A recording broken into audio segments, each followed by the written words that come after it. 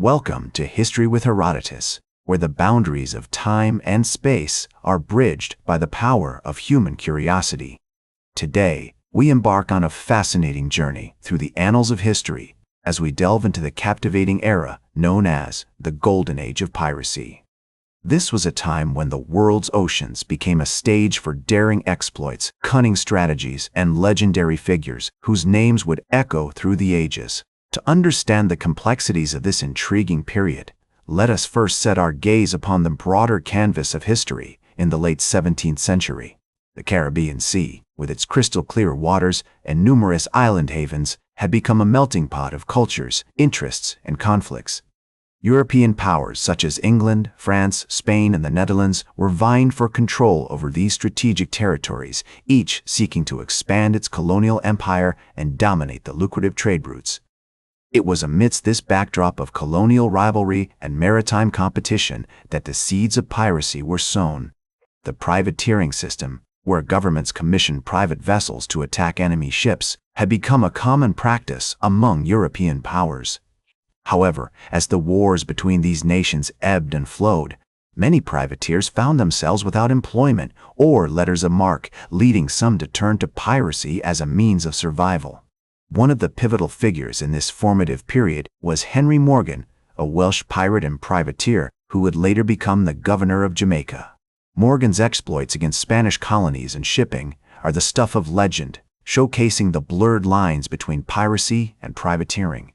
His raids on Panama and Portobello not only amassed him wealth, but also brought him fame and, surprisingly, official recognition from the English crown.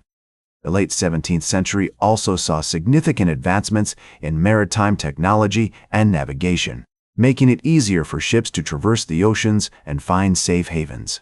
The development of faster and more maneuverable ships, along with improvements in weaponry and navigational tools, created an environment where piracy could flourish.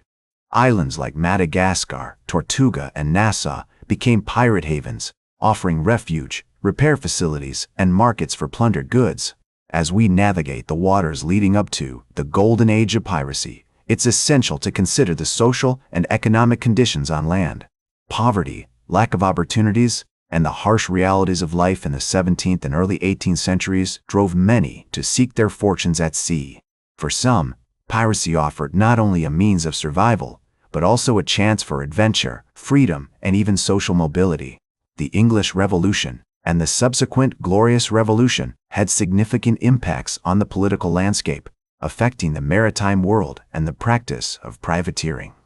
The Act of Toleration in 1689 and the emergence of William III as King of England marked a shift towards more religious tolerance and an expansion of English interests abroad, including the colonization of North America. The year 1697 stands out as particularly significant, marking the end of the 9 Years' War, which had ravaged much of Europe. The Treaty of Ryswick, signed in that year, brought a temporary peace to the continent, but also led to an increase in piracy, as many privateers were once again left without legitimate targets or employment. By the early 18th century, all the elements necessary for the Golden Age of Piracy to commence were in place. The Caribbean was filled with seasoned sailors, skilled fighters, and cunning strategists, all looking for opportunities to make their mark on history. The world's oceans were about to become a battleground for these daring individuals, in an era that would be marked by bravery, brutality, and the quest for wealth and fame. As the 18th century unfolded, the Caribbean became a hotbed of piracy, with infamous figures like Benjamin Hornigold, Calico Jack Rackham, and Bartholomew Roberts rising to prominence. One of the most significant events that marked the beginning of the Golden Age of Piracy was the establishment of Nassau as a pirate haven in 1713. This strategic location on the island of New Providence became a bustling hub for pirates, offering them a safe harbor, repair facilities, and markets for their plundered goods. The year 1706 saw the rise of Charles Vane, a notorious pirate who would become known for his brutality and cunning. Vane's exploits included the capture of several merchant ships, including the English frigate Neptune's Revenge, which he subsequently used as his flagship. However, his reign of terror was short-lived, as he was eventually marooned by his own crew in 1718. Meanwhile, Another prominent pirate, Samuel Bellamy, also known as Black Sam, was making waves in the Caribbean. In 1717, Bellamy and his crew captured the slave ship Whydah, which would become one of the most infamous pirate ships in history.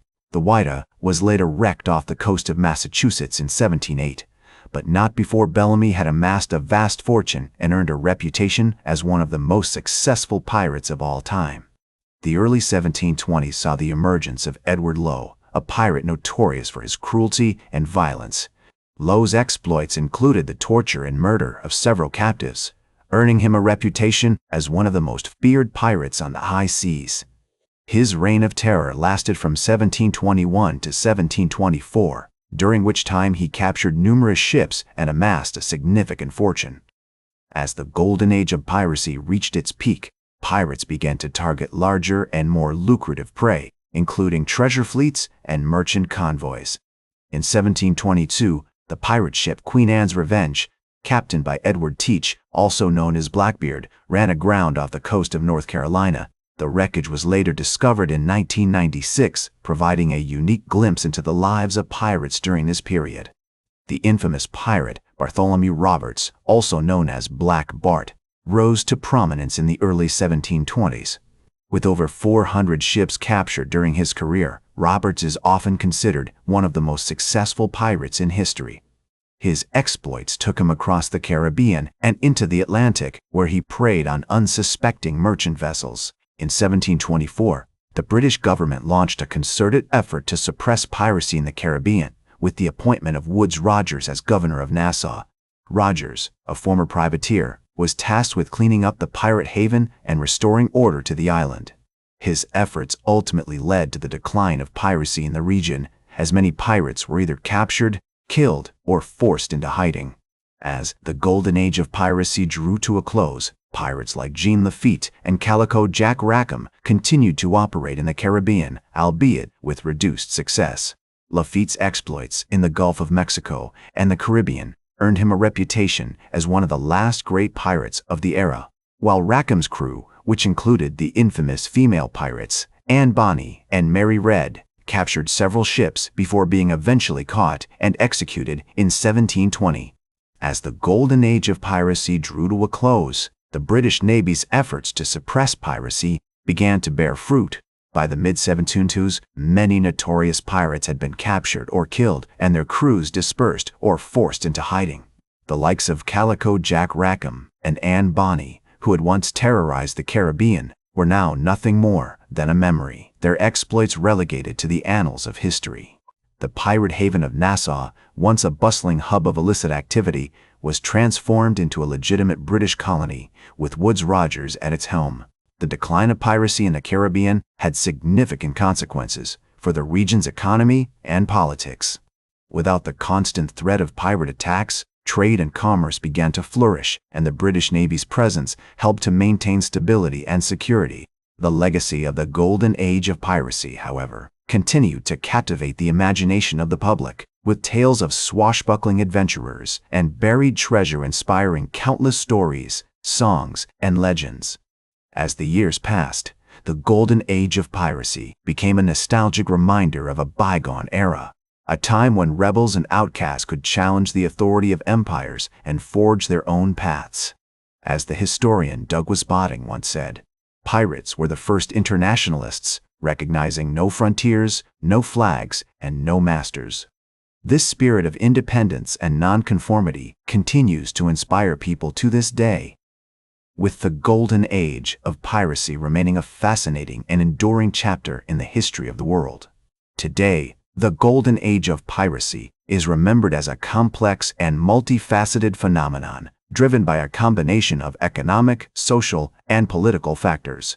It was an era marked by violence and exploitation, but also by courage, cunning, and a deep-seated desire for freedom and adventure. And yet, it is precisely this complexity that makes the Golden Age of Piracy so compelling, a testament to the boundless ingenuity and creativity of the human spirit.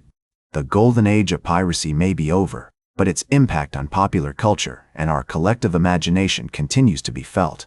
From Robert Louis Stevenson's Treasure Island to the Pirates of the Caribbean franchise, The mythology of piracy has been reinterpreted and reimagined for generations, inspiring new waves of enthusiasts and aficionados.